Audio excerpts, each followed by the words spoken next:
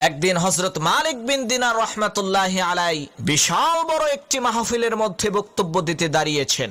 এমন সময় তার সামনে থাকা শ্রোতা মণ্ডলীর মধ্য থেকে একজন শ্রোতা দাঁড়িয়ে বলতে লাগলেন, হে মালিক বিন দিনার, আমরা আপনার বক্তব্য পরে শুনবো, আগে আপনি আমাদের এই প্রশ্নের উত্তর দিন। কয়েক বছর আগেও আমরা আপনাকে দেখেছি আপনি মাল খেয়ে টাল হয়ে রাস্তায় রাস্তায় ঘুরে বেড়ান, এমন কোনো আকাম কোকাম নাই যেটা আপনি করেন নাই। আপনি তো ছিলেন অশালীন আর গুনাহগার লোকদের অন্তর্ভুক্ত এক অন্ধকার জগতের পথযাত্রী। হুজুর, কোন জিনিস আপনাকে ওই অন্ধকার জাহান্নামের পথ থেকে এই জান্নাতের আলোর পথে নিয়ে আসলো, দয়া করে আমাদেরকে বলুন। তখন হযরত মালিক বিন দিনার রাহমাতুল্লাহি আলাইহি বললেন, ভাইরা আমার, আপনারা সবাই ঠিকই শুনেছেন, আমি আসলেও মদ্যপান করতাম। মদ খাওয়া ছাড়া আমার রাতের বেলায় ঘুম হতো না। একদিন রমজান মাসে শবে কদরের রাতে মদের দোকান বন্ধ ছিল। তখন আমি এক দোকানদারকে অনেক অনুরোধ করে এক বোতল মদ নিয়ে বাড়িতে এসে দেখতে পেলাম আমার স্ত্রী নামাজ আদায় করছে। আমি তখন আস্তে করে মদের বোতলটি টেবিলের উপরে রাখলাম। এমন সময় আমার 3 বছরের বাচ্চা মেয়েটি দৌড়ে আমার কাছে আসার সময় টেবিলের সাথে ধাক্কা লেগে মদের বোতলটি টেবিল থেকে পড়ে ভেঙে গেল। এই দৃশ্য দেখে আমার সেই অবুঝ বাচ্চা মেয়েটি খিলখিল করে হাসতে লাগলো। আমি আমার সেই মেয়েটিকে অনেক ভালোবাসতাম, তাই আমি তাকে কিছুই বললাম না। সেই ভাঙা মদের বোতল ফেলে দিয়ে ঘুমিয়ে গেলাম। সেই রাতে আমার আর মদ খাওয়া হলো না। এরপর কেটে গেল 1 বছর। 1 বছর পর আবার এসে গেল রমজান মাসের সেই লাইলাতুল কদর।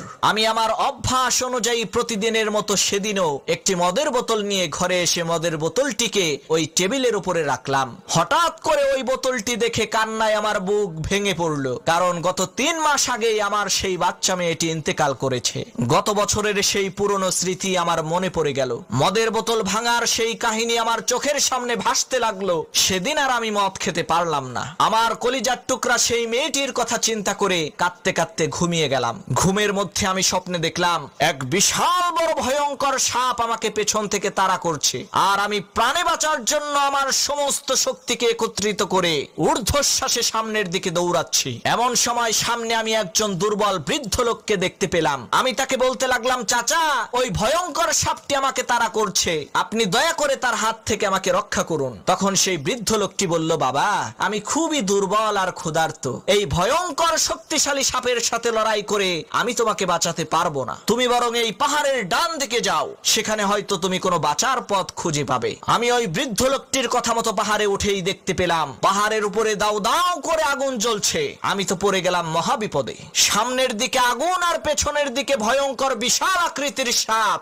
তখন আমি কোনো কিছু না ভেবে ওই বৃদ্ধ লোকটির কথা মতো পাহাড়ের ডান দিকে রওনা করলাম। কিছু দূর যাওয়ার পরেই দেখতে পেলাম অনেক সুন্দর সুশোভিত সাজসজ্জায় পরিপূর্ণ অপূর্ব একটি বাগানের মধ্যে ছোট ছোট। এখন ওই ভয়ঙ্কর সাপের কবল থেকে রক্ষা পাওয়ার জন্য ওই সুন্দর বাগানটিতে প্রবেশ করতে চাইলাম, কিন্তু ওই বাগানের দারোয়ান আমাকে বাগানের মধ্যে প্রবেশ করতে না দিয়ে ওই ছোট ছোট বাচ্চাগুলোকে ডেকে জিজ্ঞেস করলেন, দেখো তো এই লোকটিকে তোমরা চিনতে পারো নাকি? সে খুবই বিপদে আছে, এই ভয়ঙ্কর সাপটি তাকে এখনই খেয়ে ফেলবে, নয়তোবা আগুনের মধ্যে তাকে ফেলে দেবে। দারোয়ানের কথা মতো ওই বাচ্চাগুলো ছুটে এলো আমাকে দেখার জন্য। ওই ছোট ছোট বাচ্চাগুলোর মধ্যে 3 মাস আগে মারা যাওয়া আমার সেই কলিজার টুকরা মেয়েটাও ছিল। আমাকে দেখা মাত্রই আমার সেই মেয়ে আমাকে ডান হাত দিয়ে জড়িয়ে ধরে বাম হাত দিয়ে ওই ভয়ঙ্কর বিশাল আকৃতির সাপকে একটি থাপ্পড় দিল। কি আশ্চর্য বিষয়, ওই ছোট্ট মেয়ের থাপ্পড় খেয়ে ওই ভয়ঙ্কর সাপটি পালিয়ে গেল। তখন আমি অবাক হয়ে আমার ওই মেয়েকে জিজ্ঞেস করলাম, মাগো, তুমি ছোট্ট মানুষ, এত বিশাল ভয়ঙ্কর সাপ তোমাকে দেখে ভয় পেয়ে পালিয়ে গেল কেন? তখন আমার সেই মেয়েটি বলল, বাবা, আমি হচ্ছে জান্নাতি মেয়ে, আর ওই সাপটি হচ্ছে জাহান্নামী সাপ। জান্নাতি মানুষ দেখে জাহান্নামের সাপ ভয় তো পাবেই। বাবা, বলো তো, তুমি কি ওই সাপটিকে চিনতে পেরেছো? তখন আমি বললাম, না মা, আমি তো ওই সাপটিকে চিনতে পারিনি। তখন আমার মেয়ে বলল, বাবা শোনো, ওই সাপটি হচ্ছে তোমার নফস, তোমার অন্তরের কুপ্রবৃত্তি। বাবা, তুমি তো আল্লাহর দাসত্ব না করে তোমার নফসের দাসত্ব করেছো। তোমার নফস যখন যা চেয়েছে তুমি তখন তাই তোমার নফসকে দিয়েছো। তোমার নফস চেয়েছে মদ খেতে, তুমি মদ খেয়েছো। তোমার নফস চেয়েছে অশালীন গুনাহ ইসলাহের কাজ করতে, তুমি নফসের চাহিদা অনুযায়ী তাই করেছো। বাবা, আজকে কি তুমি দেখেছো তোমার নফস, তোমার মনের কুপ্রবৃত্তি তোমার দেওয়া খাদ্য খেয়ে কত মোটা তাজা আর শক্তিশালী ভয়ঙ্কর বিষাক্ত সাপে রূপান্তরিত হয়েছে।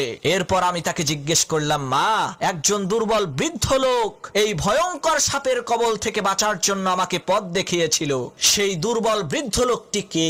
তখন আমার মেয়ে বলতে লাগলো, বাবা, ওই দুর্বল বৃদ্ধ লোকটি হচ্ছে তোমার রূহ, তোমার আত্মা।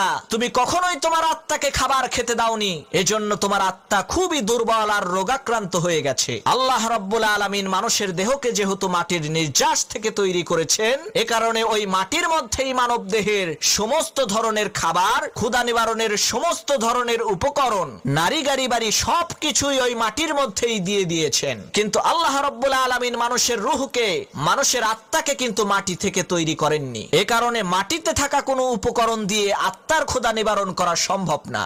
জমিনে থাকা নারী গাড়ি বাড়ি মদ জুয়া যত যাই করেন না কেন, এতে আপনার শরীরের ক্ষুধা মিটবে ঠিকই, কিন্তু কখনোই আপনার আত্মার ক্ষুধা মিটবে না। আপনি কখনোই আত্মার প্রশান্তি লাভ করতে পারবেন না।